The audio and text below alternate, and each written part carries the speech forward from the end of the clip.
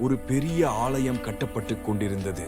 அங்க இருந்த எல்லா கற்களுமே சீராக வடிவமைக்கப்பட்டு வரிசையாக அடுக்கப்பட்டிருந்தன.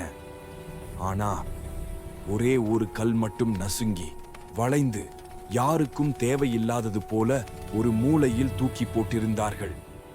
அந்த கல் தினமும் அந்த அழகான பெர்ஃபெக்ட் கற்களை பார்த்து சோகத்தோட சொன்னது, என்னால எதுவுமே ஆகாது, நான் பயனில்லாத கல்லு. ஒரு நாள் ஆலயத்தின் தலைமை கலைஞர் வந்தார். அவர் எல்லா கற்களையும் பார்த்து திடீர்னு அந்த மூலையிலிருந்து நசுங்கிய கல்லை பார்த்தார். சிரிச்சு சொன்னாரு, இந்த கல்லுதான் ஆலயத்துக்கு நுழைவாயிலாக தேவையானது. அந்த ஒரு இம்பர்ஃபெக்ட் கல் அந்த நாளை முதலாக ஆயிரக்கணக்கான மக்கள் கோவிலுக்குள் செல்லும் முக்கிய படியாக மாறியது. அதை அப்போதான் அந்த கல் உணர்ந்தது.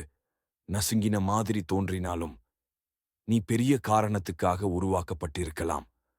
உன் வடிவம் பெர்ஃபெக்ட் இல்லாமலே இருக்கலாம், ஆனா உன் பர்பஸ் அதே பெரியது.